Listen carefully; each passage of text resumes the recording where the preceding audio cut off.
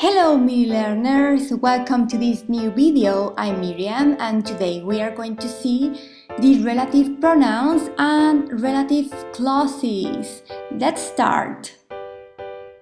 A relative clause is a sentence within other sentence, and this relative clause is introduced with a relative pronoun. So what are relative pronouns? Very easy. You've got them ordered by subject, by object, and by possessive. So for example, subject we have who, which, and that. Object, who or whom, which and that, and possessive is whose. Let's see each one. The relative pronouns begin the relative clauses. So we use who and whom for people. In Spanish, it would be quién. Which for things. In Spanish, cuál. And that for people or things. In Spanish, qué. There are two types of relative clause. First type is to make clear what we are talking about. For example, John is the man who talked to me. So the man who talked to me. So the man is a person, we use who. Who talked to me is the relative clause. That means that it is a sentence within other sentence. This is the computer which Sandra used yesterday. We have a thing, the computer, so we use which.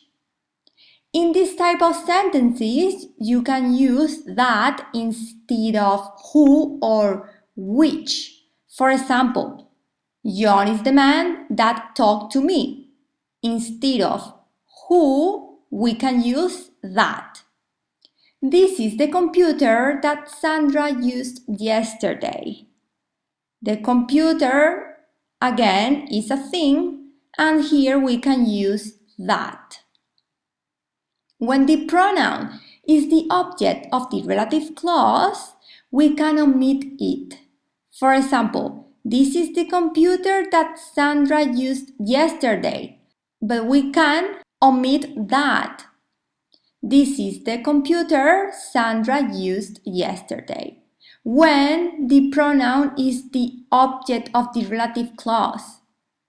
This is the relative clause that Sandra used yesterday. Sandra is the subject and that is the object. So we can omit that because it works as an object. This is the computer Sandra used yesterday. Second type of relative clause is to give more information about a person, thing, or situation. For example, Elisa, who is really strong, didn't pass the physical exams. This relative clause is different because it is between commas. Here we are adding more information. Other example. I bought some meat which had a terrible flavor. Here again you have the commas. And with this clause you are adding more information. Next example. I had a trip last week, which was really interesting. This is main clause, I had a trip last week, and this is the relative clause, which was really interesting. The only thing that does this second type is adding more information. So in this type, we use commas. Look here. Here you've got the commas. Here and here. Look at the first one. This relative clause is within the main sentence because the main sentence is Elisa didn't pass the physical exams. As the person who is really strong is the subject, in this case, we have to write the relative clause within the main sentence. Whose and whom? I'm going to explain you how they work. Whose is the possessive of who. In Spanish, whose means cuyo. For example, I met Pamela yesterday, whose brother is my best friend. So Pamela's brother is my best friend. Here we are referring to Pamela's brother, so we can use whose. Whom can be used as an object. For example, this is Tom, whom you gave a dog 3 years ago. In this case, whom works as an object. You gave a dog to Tom. So here we can write whom. Other example, this is Sandra, with whom we went to the cinema.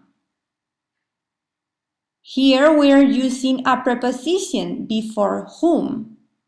Or we can say this better. This is Tom, who you gave a dog 3 years ago. And here we don't use whom and means completely the same.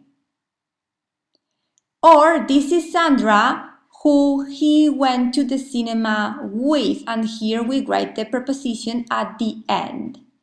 These two sentences are more up to date. So we will say more these two sentences. Here I leave you some exercises. You have to write the correct relative pronoun. I will give you the answers in the next video. Please click on the like, por favor dale a me gusta, suscríbete, subscribe, para saber cuando subo mis próximos vídeos, for you to know when I upload my next videos, and see you in the next video. Nos vemos en el próximo video. Thank you, bye bye.